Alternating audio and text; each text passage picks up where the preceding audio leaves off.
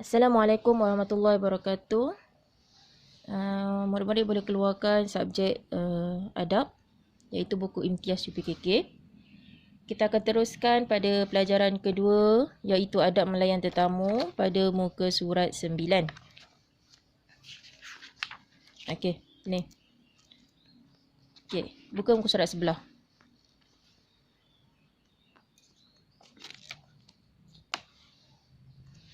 Baiklah. Okey, tajuk 2 iaitu adab melayan tetamu. Apa itu adab melayan tetamu?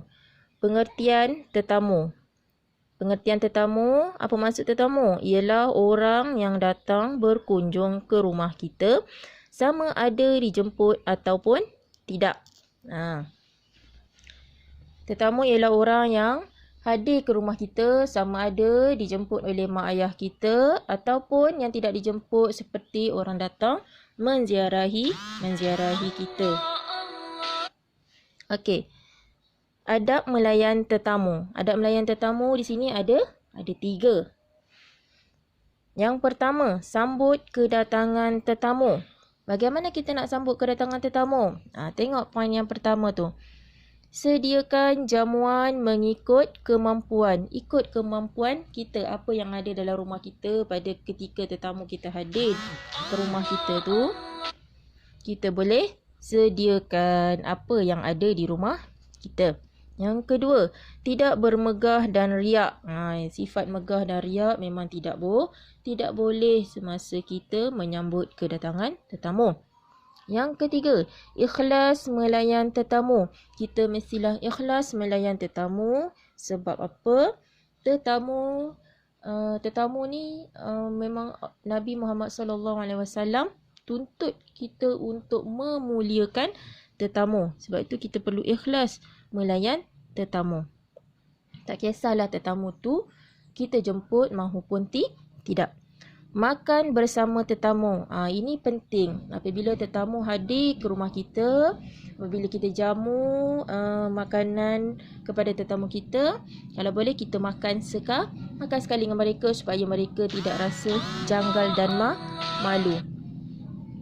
Yang seterusnya, poin yang kedua, memberi layanan yang baik. Apa itu memberi layanan yang baik? Menjawab salam tetamu. Bila kita dengar tamu bagi salam, kita mestilah jawab. Sebab apa? Hukum menjawab salam adalah wajib. Yang kedua, membuka pintu apabila diketuk. Kalau tetamu datang rumah kita, mestilah kita jemput mereka masuk. Yang ketiga, bersalaman dengan tetamu. Sebelum zaman COVID ni, kita bolehlah bersalaman dengan tetamu, iaitu tetamu yang sesama Islam, sesama Muslim. Tapi memandangkan sekarang ni kita musim dilanda wabak, kita perlu salam cara yang telah ditetapkan oleh pihak kesihatan. Yang keempat, bermanis muka.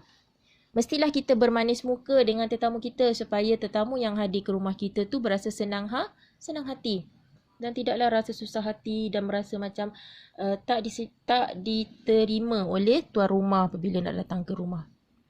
Baiklah. Poin yang ketiga iaitu iringi kepulangan tetamu. Bagaimana kita perlu iring? Cara-cara untuk mengiring kepulangan tetamu. Bersalam-salaman. Seperti biasalah, bila orang nak balik, berjumpa dan balik, kita selalu bersalaman, iaitu lebih mengeratkan silaturahim. Yang kedua, bermanis muka. Diorang datang, kita manis muka. Diorang balik pun kita bermanis muka. Yang ketiga, berterima kasih atas kunjungan. Ini penting. Kita ucapkan terima kasih kepada tetamu kita kerana sudi datang ke rumah kita. Sebab apa? Nabi ada menyebut bahawa tetamu yang hadir ke rumah kita selama 3 hari berturut-turut, tetamu itu akan mengeluarkan segala isi dosa yang ada di dalam rumah tersebut. Kan untung kita menyambut tetamu dengan baik. Yang keempat, menghantar tetamu ke kenderaan. Sekiranya dia naik kenderaan tu, kita hantarlah ke dia.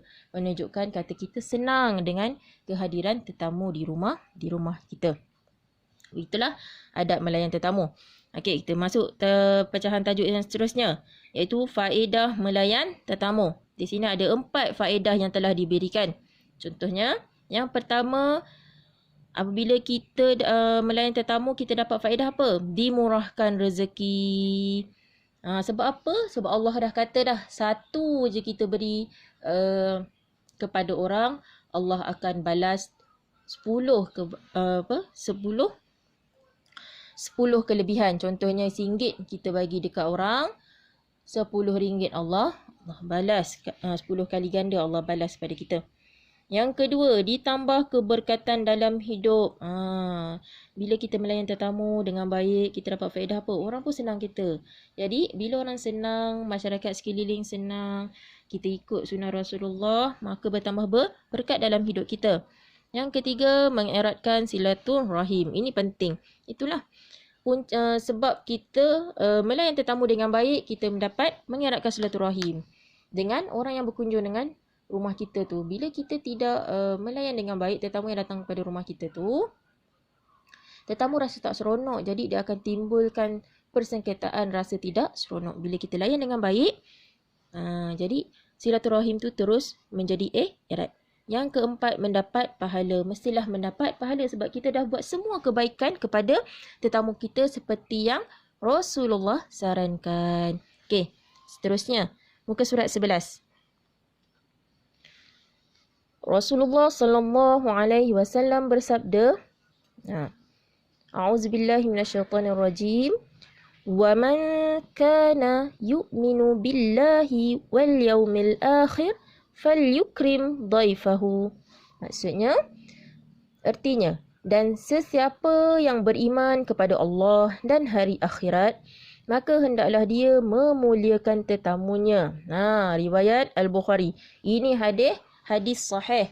Rasulullah bersabda, suruh memuliakan tetamu sekiranya kita orang-orang yang beriman kepada Allah dan hari akhirat. Sebab apa?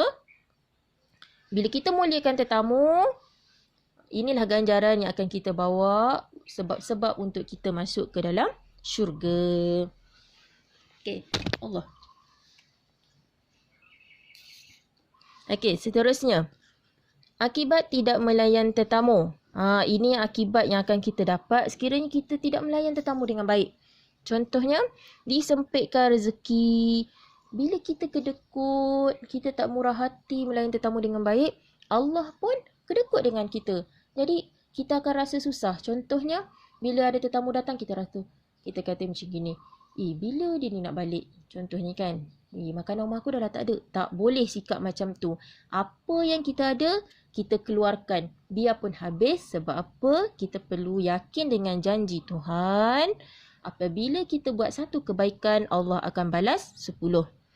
Yang kedua, hidup jauh daripada keberkatan Allah. Ialah kita kedekut, tak buat baik dengan orang. Allah pun tak suka. Jadi kita tidak dapatlah keberkatan daripada Allah dalam hidup kita. Yang ketiga, memutuskan silaturahim. Yang ni memang Allah tak suka apabila kita memutuskan silaturahim. Sebab apa? Bila kita tidak melayan tetamu nak hadir kepada rumah kita pun kita tak boleh. Macam-macam sebab kita bagi alasan. Jadi orang rasa tak seronok. Bila orang rasa tak seronok kita, orang pun tak nak kawan. Jadi kita telah memutuskan silaturahim. Apabila kita memutuskan silaturahim, yang keempat, mendapat dosa. Mendapat dosa ni memang kat mana tempat bila kita dapat dosa, kita dah akan tempah tempat kita di dalam neraka. Jadi akibat tidak melayan tetamu ni banyak lagi sebenarnya. Jadi yang 4 ni kita dah tengok dah poin-poin ni. Bagaimana apa yang kita dapat di dunia lagi sekiranya kita tidak melayan tetamu dengan baik. Baiklah, yang terakhir, hikmah melayan tetamu. Hikmah melayan tetamu ada 4 juga diberi poin di sini. Apa dia hikmah yang kita dapat? Kita telah mengamalkan sunnah Nabi SAW. Nabi apabila orang hadir, datang rumah dia, Nabi akan memuliakan tetamu, mengeluarkan apa yang ada di dapur. Nabi akan jamu tetamu tu sehingga kenyang. Jadi bila kita melayan tetamu dengan baik, kita telah mendapat hikmah iaitu mengamalkan sunnah Nabi SAW. Yang kedua, menjadi contoh yang baik. Menjadi contoh yang baik. bila kita tunjukkan contoh kita melayan tetamu dengan baik. Contohlah, mak ayah kita tunjukkan kita cara melayan tetamu macam mana dengan baik, dengan bersungguh-sungguh. Ibu bapa kita telah menunjukkan contoh yang baik kepada kita. Bagaimana esok bila kita besar, begitulah kita perlu melayan tetamu dengan baik. Yang keempat, mengeratkan silaturahim. Memang kita akan dapat hikmah silaturahim lah. Tetamu yang ada ke rumah kita jemput ataupun tidak, bila kita selalu melayan dengan baik dan sentiasa bertanya khabar apa semua, dapat mengeratkan silaturahim dengan lebih panjang dan lebih ramai yang kita dapat kawan. Yang keempat, dimurahkan rezeki. Ini memang tidak dapat tidak. Siapa yang memuliakan tetamu, Allah akan murahkan rezeki dia. Sebab apa? Dia telah mengamalkan sunnah Nabi, maka Allah merasa senang dan Allah akan murahkan rezeki kita pada pada kehidupan kita. Okey, kita dah habis dah dalam tajuk adab melayan tetamu. Sampai sini saja kelas kita pada petang ini. Assalamualaikum warahmatullahi wabarakatuh.